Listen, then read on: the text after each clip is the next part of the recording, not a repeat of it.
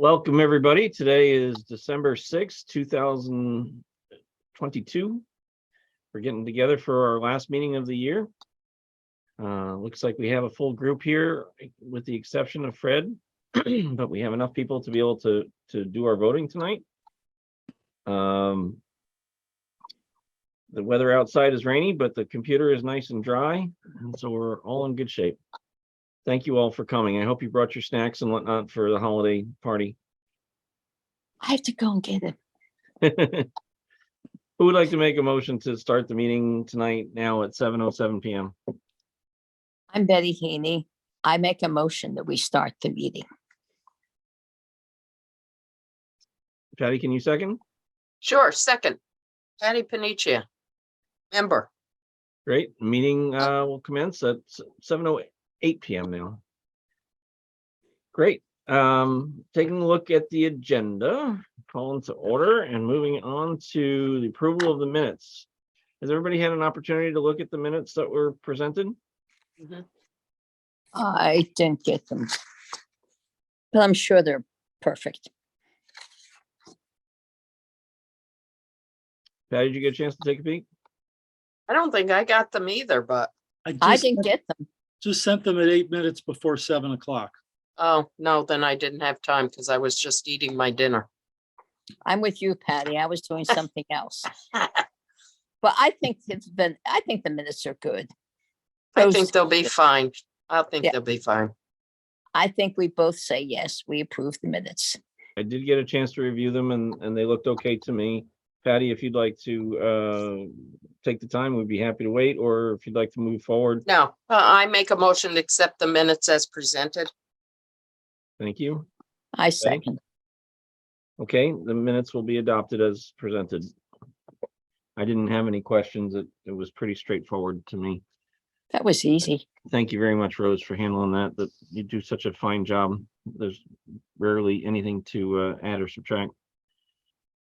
Welcome. Thank you. Moving on to the general manager's report. We have a financial report to review. Kurt's probably going to give us a little bit of insight as to what we're looking at, and then I anticipate having a vote to accept them at the end. All right, so this got sent out last Friday. The big picture is it shows that a year ago, what the financial report is, it's numbers that have been reconciled to the bank statement. So the most recent bank statement that we could reconcile to is October 31st. We haven't gotten the November bank statement in yet to reconcile to. So anyway, the October 31st, it shows the actual numbers from a year ago and the actual numbers this year. So on the revenue side, at the end of October 31st, a year ago, we had $276,000 out of a total budget for the year of $659,000. And so far this year, we have $225,000 in. That's obviously 50,000 less, but I'm not worried because since this report was issued, we've gotten some large contributions that make up most of that difference. So we're in good shape. On the income side, one of the things I should mention, of course, is that number last year, we had 102,000 listed for charitable gifts. That was from a number of generous people. We've had some of them come back, though their numbers aren't reflected on this October report, but you'll see it in our next report. So we're in good shape revenue-wise. On the expense side, looking at the totals, a year ago at the end of October, we had 195,000 in expenses out of a total budget of almost 700,000. And this year to date, the expenses are higher. They're 237,000.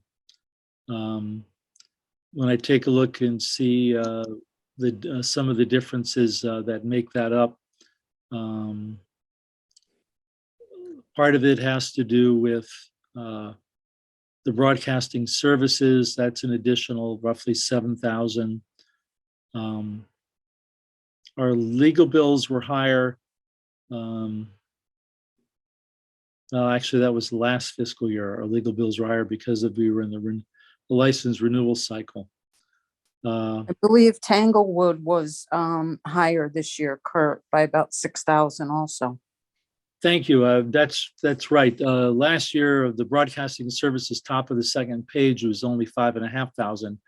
There was reduced Tanglewood broadcast season. There were less concerts. And so we were back to the regular complement, and then they increased it. So that's the difference between the 5,500 broadcasting services expense on the top of the second page. And this year we paid out 12,000 for this last summer's broadcasts. But again, given the fact that there's a whole bunch more income that has since come in, you'll see in the next report that we're doing fine. And we've got a lot of listeners that really care about us, and we're very fortunate. Any questions about it?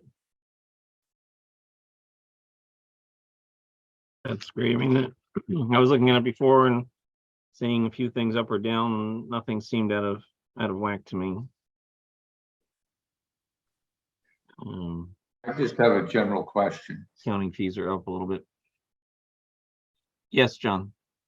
Does the fact that we had that COVID, a lot of people locked in, increased radio listening for us because of the quarantines and made them more aware and more giving?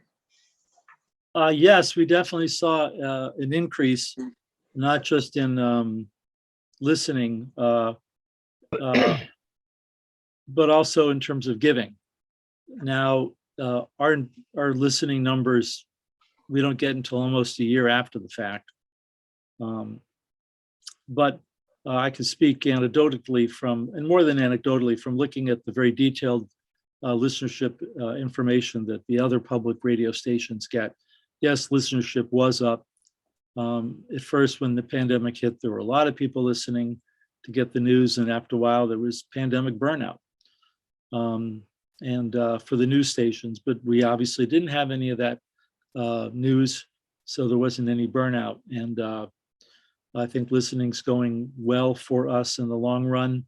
You could tell because of membership's doing well. If you were to look at the top number on the revenue side, membership, October 31st a year ago, 120,000. This year, 140,000. That's up. And that's not the special big gifts, which I always try to put into charitable gifts if they're one-off, if I just can't be sure we're going to get it again. So yes, general membership is up. People do like us. I think the quality of our product is improving too. I think it's due to your selection or tight requirements Of the broadcasters, John, or of the broadcasters. what the broadcasters select, or No, just their speaking and delivery and pattern, things like that. They're a lot easier to listen to. I'm not putting the old ones down, but Right. we really sound good. In terms of who we choose when they volunteer. yeah, well, you don't think too much about how important that really is, and how this could take an entire different direction if the wrong talent was put in place. So that's a great point, John. Thank you for mentioning that it's on the upswing. That's my opinion. I think, I don't know if you guys have noticed that too. Well, you've got a good ear for it. Betty, any thoughts on that? I agree. I like the broadcasters. I mean, I have my personal opinion of who's first, second, first, but the new ones are very articulate, very easy to listen to, and very learned. They know their music. And that's the kind we should have, and we do.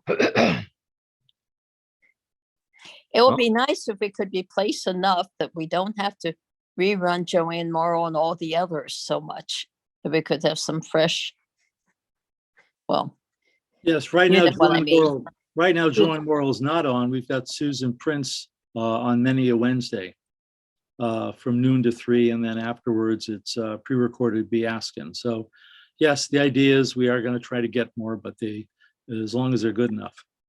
Wendell Rector, Kurt, after Susan Prince. Oh, right. Sorry. No, I'm confusing Wednesdays with Thursdays. Correct, right. It's Jennifer Barron noon to 3, and then Right. Be Asking afterwards. And Right. the new ones seem to be very pleased to be with you, Yes. station.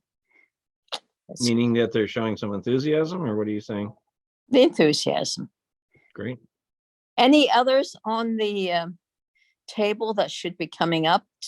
Yes, I was actually Michael Philip Harris's name was listed in the last WMNR Commission report. We're just going over the playlists before he records some more demos, just to make sure musically it's going in the right direction. And I imagine he'll get on in another month or two. Thank you. So Betty, the way I look at it is, and I'm sorry, speaking to everybody really, is that we're always trying to take the pulse of the organization. And if we have membership that's growing, that shows a trajectory in the positive direction. If we have listeners that are saying kind things about the new talent, that's going in a positive direction. We're looking for as many positive different things as we can, but also to try and pay attention if there are negative things that go in the negative direction, how we can pay attention to that and make sure it gets addressed. How can we improve the listening contribution from Monroe? Monroe just seems to be, they're not classically minded. Is there any way to get them to listen to the station, which is located right in their town? Well, that's a much bigger discussion. I don't know that we can solve that one right now. I know you have other plans, so maybe we'll table that one for our open discussion. I mean, I asked my neighbors here, do you listen to what station? Well, now I can't judge it from High Meadows, but Monroe is, wouldn't you agree, Kurt? We are not the musical wonders of the world. I'll just say listenership and membership vary from town to town. What makes WMNR work is that through, WMNR is a town of roughly 20,000 people, and our signals cover 1.2 million people. And in the big picture, it ends up working. Mhm. But it's working. I was just wondering how, I mean, I remember I put all the posters around the town, all that didn't stir up any more interest. So I guess it is what it is. It could be age dependent, and Monroe's getting more and more young people with a different look at the entertainment with the music, that there's all kinds of patterns going on. Okay, well, in order to rein this in, I guess we'll acknowledge that tonight we have to make a vote on the financial report as presented.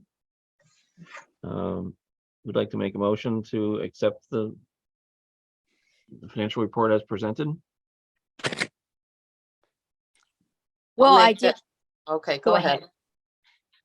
No, number one. All right, Patty Panicia, member, I make a motion to accept the financial report as presented. And I, Thank as you. Betty Heaney, commission member, second it. Patty, I think we're going to be doing this all night. I think so. We should take turns. Yeah. Very good, thank you. You're gonna have a Then vote, Brian? The Gotta have the report will vote. be, Gotta have I'm the sorry. vote. I'm sorry, you're correct. Okay, so let's vote on accepting the financial report as presented. Yay or Aye. nay? Aye. Aye. So that's 3 votes yes, no votes no. And the report will be accepted as presented. Thank you kindly. Kurt, moving on to section 3, part B, the Mount Kisco translator. Yes. The saga of the Mount Kisco translator continues. Let's keep it short and sweet. After 6 visits by Optimum cable company to the site. They finally got the cable installed, which we need for internet to have audio for WMNR. Mark did a good job of setting up the equipment. We were being broadcast over it using the temporary 2-watt signal, directional signal low on the tower. And then last week, the tower riggers came to put the 8-watt antenna up at the top of the tower. They did that and then found after they'd installed everything that the 19-year-old wiring harness with the original antenna had some intermittent connections. So right now it's off the air, but I've ordered in parts. I'm waiting for the coax to come in so that we can replace the wiring harness, have it resoldered, and then have these guys come out again and climb the tower and hook the wiring harness in up at the 114-foot level. And then it'll be finally back on the air with WMNR at the full height and power that we will have at this location. I'm hoping that'll happen in the next, I don't know, 5 to 7 weeks. We'll see. The tower guy calls the day before and says, hey, I can do it tomorrow. You want to? And of course,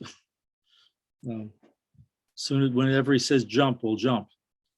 So we're getting very close now. We have internet with the antennas installed up high, just waiting for the new coax to come in. And then after it gets prepared correctly, then having it installed. Was this a Shively part? Yeah, it's the inner bay harness. Are you running halfway spaced? Yep. Mark, John, if we hadn't slid the antennas down the pipe, because the old pipe had a little thin 5-foot pipe sticking out of the top to help, when we slid it down, we ended up disturbing the coax. So,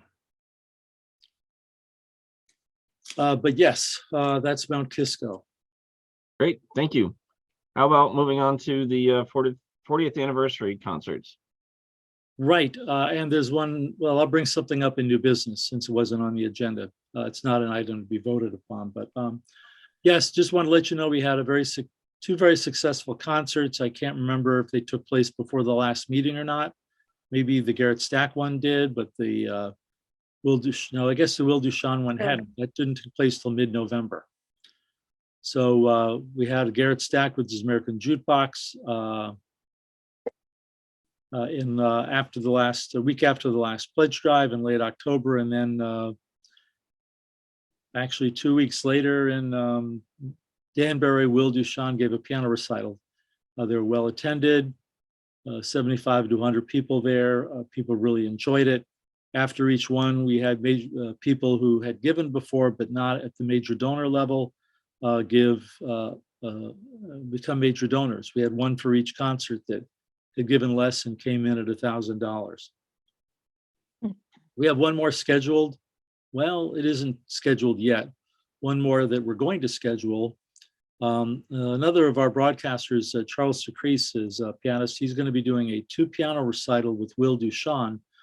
And it'll be held at the WestCon Concert Hall on the West Side campus because they have 2 grand pianos in good shape that can be used. So that'll happen sometime later this spring. And it's really nice to be able to meet people in person. Yes, we had an open house here. Not everybody could make it. So people really enjoy coming to these things and considering how many people listen to us, how many people are, tens of thousands are listeners, thousands are members. We get very few phone calls. We get very few emails. We have very little public interaction. So it's a great extra thing to do. I did not get to Garrett's because I went to Will's and it was full. It was, as you said, very well received. And then they will have twin pianos at the next one. Yes, 2 pianos. I didn't know, what's his name with 3 names? Charles Friedrich Secrets. That he was an accomplished pianist. Yes. Hmm, you've got some good talent there. Yes. We do. Good. Well, that's one. Tell me when it is, I'll be there. I'll let you know. They're working on repertoire, and then I've got to find out when a date is. Beautiful. Now, will Thank this you. be part of the 40th anniversary, or this be just another recital? It'll be an extended 40th recital. Okay. Excellent. 40 That's plus wonderful. recital. What a great way to extend our name out into the community. Thank you. And the concerts are all free of charge. We're there just to meet people, to interact with them. We're not trying to turn them into Excuse me. fundraising. We actually ended up raising more money than we could have by having someone just donate $1,000 than charging somebody $10 or $20 each and going through all that. It takes a Right. lot of time. We're not going to be doing this every year, but it generates a lot of goodwill. And Rose did a wonderful job putting both concerts together. Oh, I know with Will, she was around. Will, your feet must have been sore, Rose, after. She was taking care of everything, even moving the piano for me. It was a team effort. We all worked on it. Well, it turned out very well. I'm so proud of all you guys. It's great. Okay, moving on to the CPB diversity statement.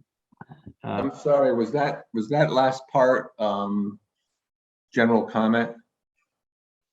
What Nope. part of the agenda were you in? We're still under the general manager's report. Oh, I'm sorry. Okay, so you're gonna do public a little later. Yes, sir. Very Okay, soon. thank you. I had a couple of quick comments. Very good. So Betty and Patty, did you get a chance to look over the CPB diversity statement? Yes.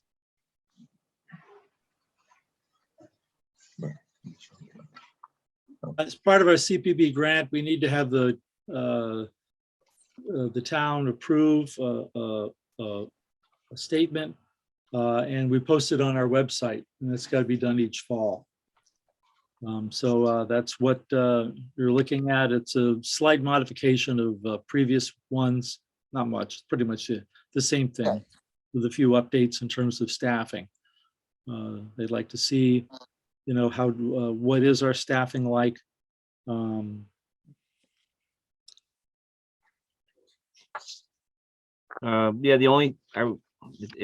my only comment doesn't really matter, but since the WMNR commission has 5 members, 2 must be from minority political party, which as of September 28th are the Democratic Party. The WMNR commission currently has 2 appointees from the Democratic Party and 2 from the Republican Party. The current WMNR commission has 2 male non-minority and 2 female non-minority. I just didn't know whether anybody reading it would be confused if you mention 5 members and you sum that up with 2 plus 2, me being the oddball out there, whether you need to adjust that or just leave it. What's odd about you, Brian? You say you have 5 members and then you mention you have 2 Democrats, 2 Republicans. Does it make any sense to explain who the 5th one is? I'll clean that up. Yes, I'll explain that. The commission can have 5 members. It currently has 4.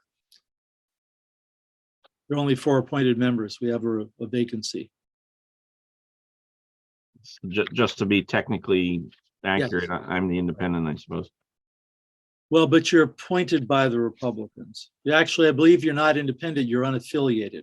Right. There is Okay. a party in Connecticut called the Independent Party, but actually I believe you're an unaffiliated. True. Yep. So But yes, you're appointed. See, the point, the reason why I show the inner workings of the town council is because CPB has said that they would like to encourage more diversity, and they don't say you have to appoint X numbers of this and X numbers of that. But I just want to let them know when they read this in Washington, D.C., that these parameters are determined by the town's operating. And it doesn't have the flexibility that a private nonprofit would have of, just appointing anybody that they wanted, so to speak.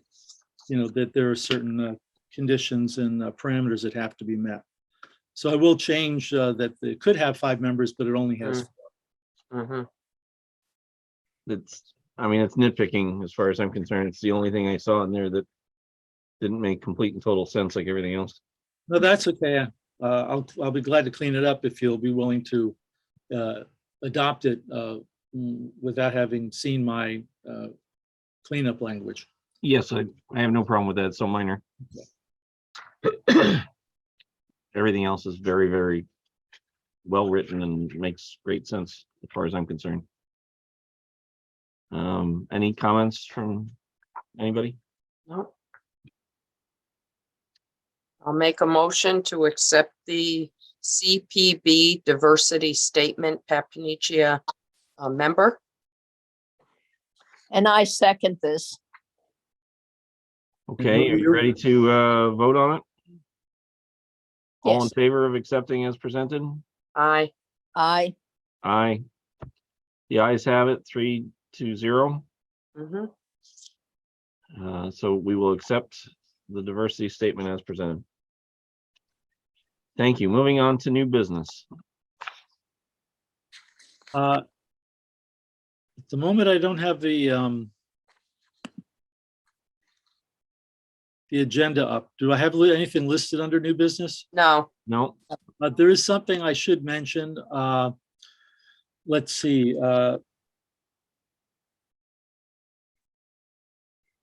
We've had some staff changes.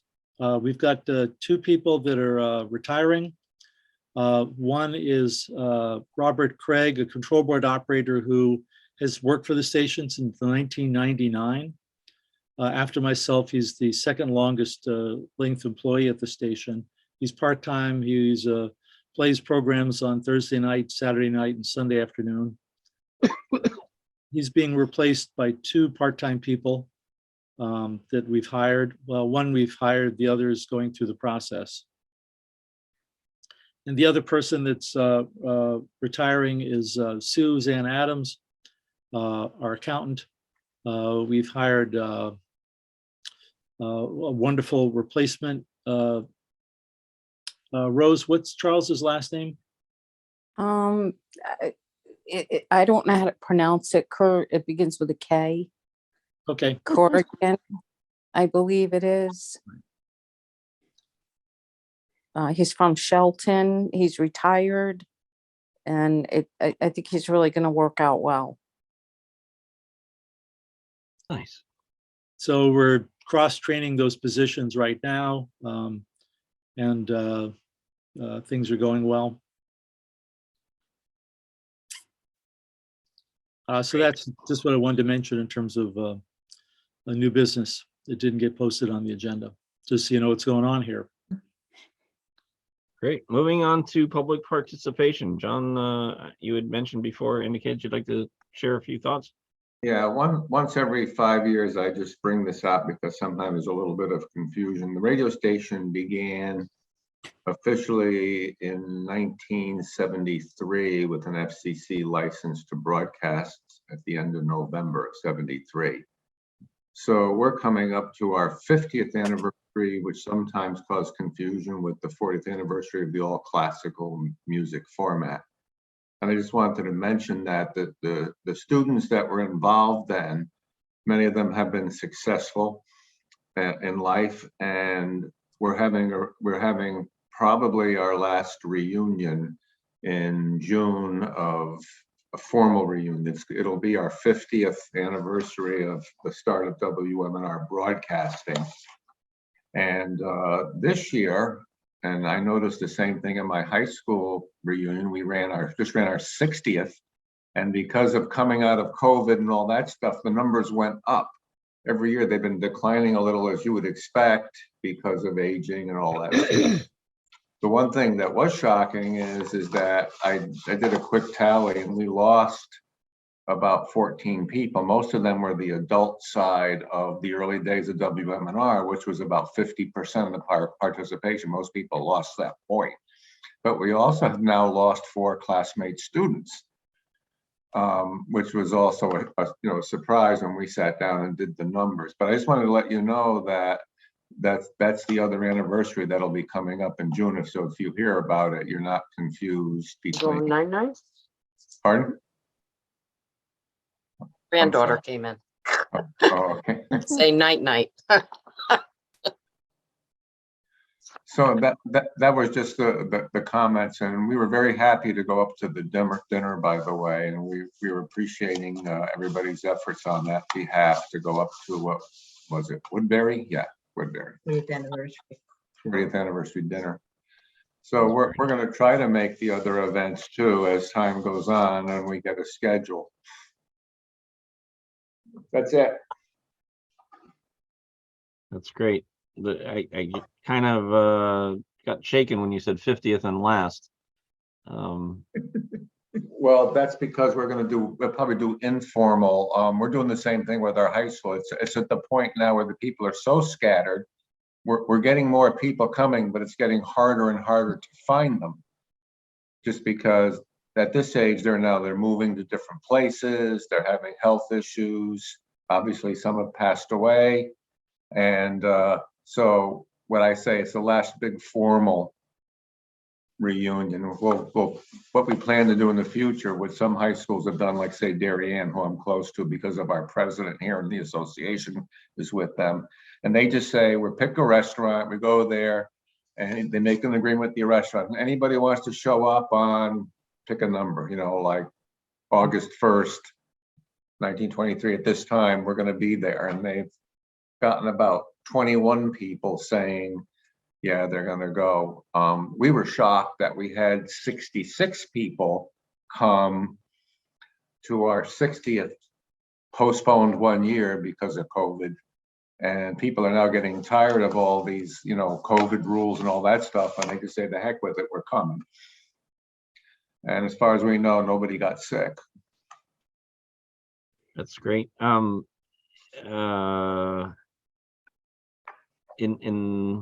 a different frame of mind, I understand why in a high school or college reunion, as my mom would say, just do the math. We can't be here forever doing this, but when it comes to the station, since you're leaving your legacy here, would you like to see the beginnings of the station be celebrated every 5 or 10 years forever?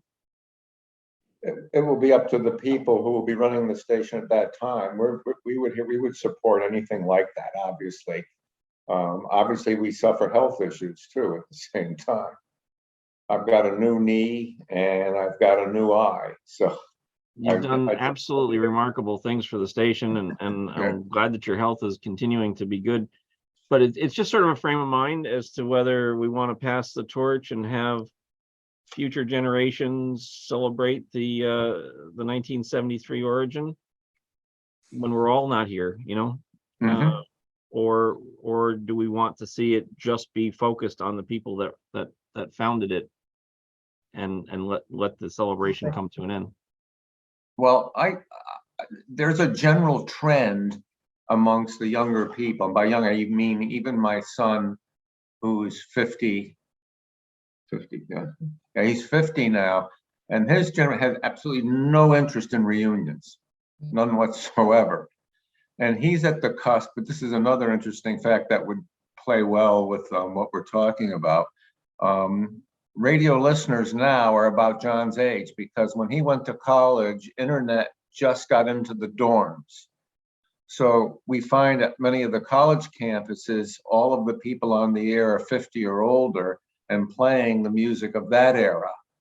And 50% of them at those stations are now townies, which means they're not affiliated with the college or university. And less students at the university are involved. So you've got those forces that are outside our control. You know what I mean? They don't have an interest in radio per se, but they have an interest in the program material. How it gets to them through the conduit of radio is only 1 out of like 8 options, as you now know. So that's also a trend. it's hard to predict. It is very hard to predict, but sort of the spirit of my question being, if the 8 of us that are sitting here having this conversation right now can't be here for the 150th anniversary of the station, would we like to see them still celebrate? Sure, it would be nice. On the other hand, we don't even know if radio, as we know it, there's going to be some, maybe we'll all have chips in our brains, the ones that were here, or into receiving things that you don't want to get, or who knows? Yeah, no, I follow the logic. I just I watched this as we were leading the Boy Scout troop, and some of the traditions were falling off that we did. Right. And we tried to take the time to let them understand where these celebrations came from, like the tree lighting we had at Stephanie the other night. The origin of it, when it started, what the importance was, how it communicates back to the community, and just celebrate some of these things. So, that Bernie Sippen was one of the founding scouts of the Boy Scout troop. He's obviously not able to participate, but they're still holding on to a lot of these traditions and they're carrying it forward. And even though I'm not there anymore, it's nice to see that when we pass the torch, we passed it with enough information, enough cross training that they're still enjoying and celebrating a lot of our traditions. Well, the esprit de corps amongst the original student and staff members is very high. Many are looking to fly in here, and many of them say they will not go to their high school reunion, but they'll go to the WMNR reunion. This has also been reflected, even when Carol and I were at college, affinity groups, in other words, groups like the station that covered several years. When we went to UConn, in my graduating class, there was over 2,000, and we had maybe 30 students, not counting spouses, at the dinner, but I can get 35 to 40 this year coming to this big reunion kind of thing with the students, and all of them, have no interest, as my son did, no interest in their high school reunion. So that's an interesting dynamic. Most of the time at colleges and universities, you'll get things like the fraternity, the basketball team. When we did WHUS up in Storrs, by the way, which Carol was the first female manager. You need to know that. Yes, they do.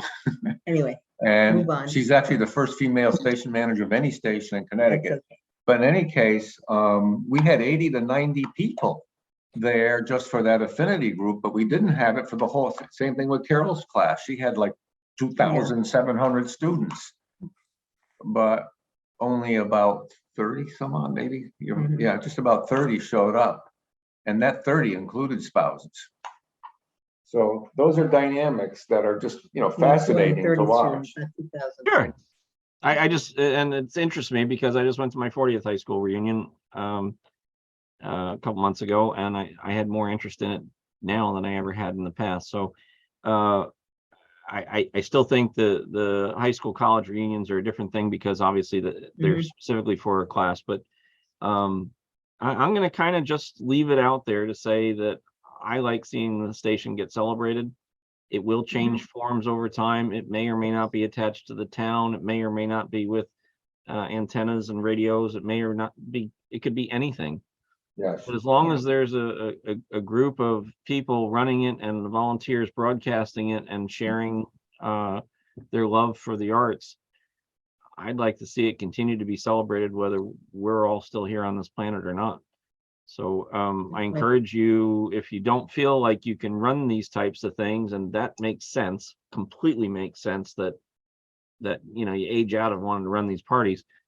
I've already aged out of a number of parties I used to run. Passing the torch becomes the most important piece, and to be able to cross train somebody to pick up where you left off while you're capable, so that these traditions don't just disappear. So thank you for bringing that up. One interesting question for Kurt is there any growth yet in internet radio in terms of them becoming profitable? I'm actually in the middle of talking to a station manager of a classical station in Seattle that's quite huge to find out, to sort of do a benchmark. Because while we share a lot of data in terms of our revenue, and we have access to data in terms of other stations' listenership, that's broadcast listenership. Streaming listenership, there isn't something that's readily shared. So I was trying to get an idea of how it's working for them, since they're large and well established. But I will say anecdotally, this last May, we got a call from some donors, and they wanted to see if they could give, what could we do if they gave more? This was a couple that had lived in New Haven and given nicely every year, but it was only 3 figures, as nice as it was.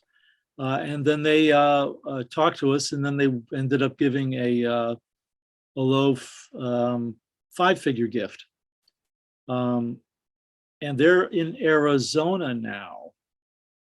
Their favorite station is still us. Their second favorite is the local professionally programmed classical music station. And their third favorite was a European classical station put out by a government service. So in that case, they had found us locally, they liked us, and they took their love of us with them, and they're listening online from Arizona, and they gave very generously. So right now, anecdotally, a number of major donors are still listening, even if they move away or if they have trouble receiving us. And it's working. The cost of doing internet broadcasting is dropping, just like so it's still a cost, but it's not that great of a cost, and it's per listener, and it just allows people to listen to us without a problem anywhere. One of the interesting factoids too is classical music actually started in the first 10 years as one of the mix of the stuff we did by Ron Dudek, now deceased. He actually started classical music on WMNR on Sundays by going in, turning on the transmitter, doing a classical show, shutting off the transmitter and going home. Yeah, I remember.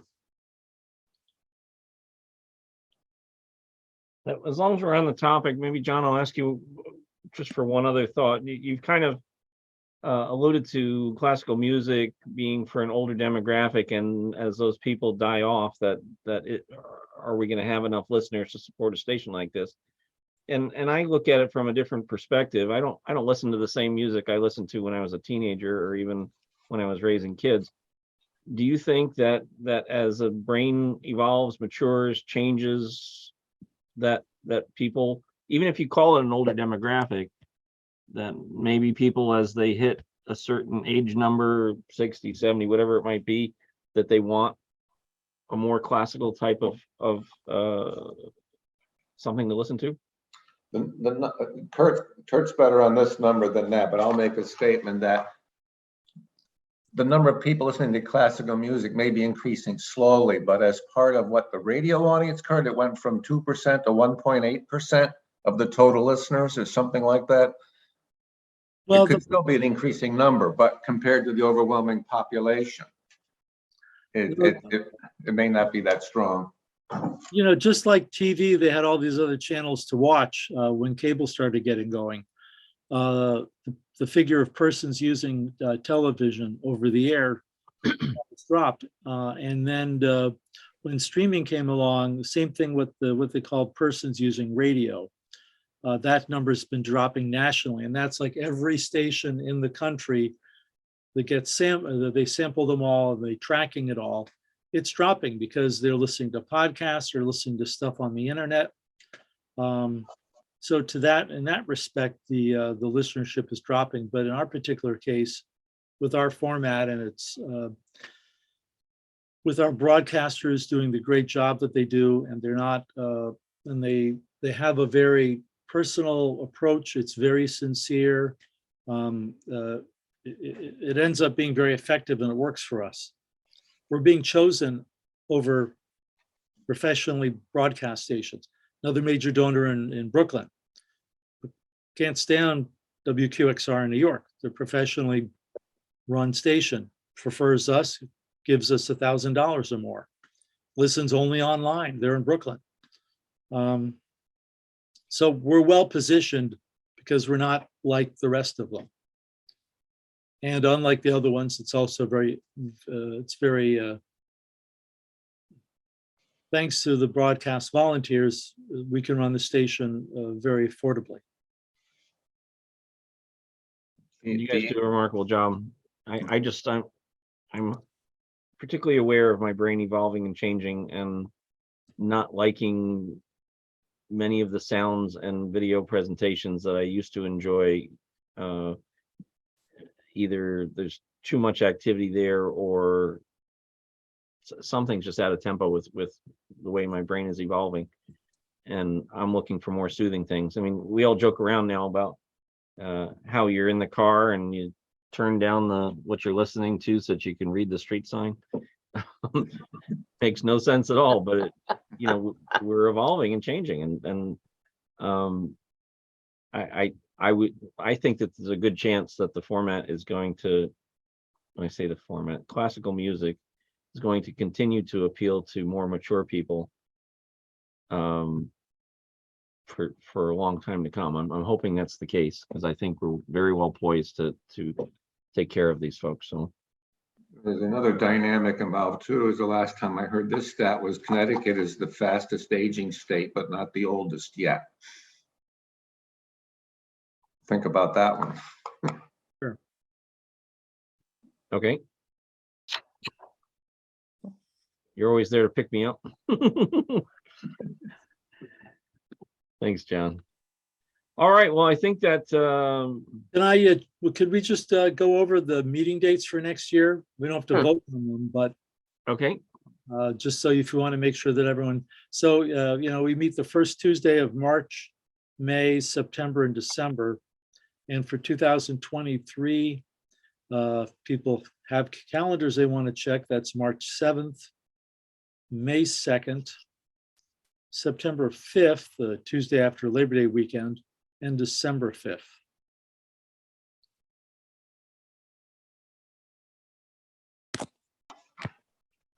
What's March and May again, please?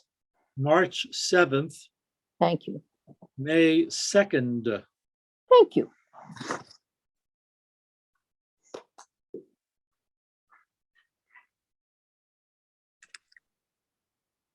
As of right now, that all looks okay to me. Same.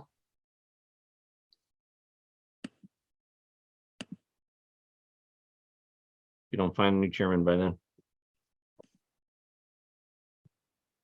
Betty may take over. I was watching her high in my position, so. You want? So Okay. Great. It's time to have somebody make a motion to adjourn. I make a motion, Pat Panicia, member, motion to adjourn at 7:55. And surprise, I second it. Boy, we should get paid. Really? For making motions. Without us, you'd be no one. Well, thank you for all the wonderful volunteers. The motion will be passed at 7:55 to end the meeting.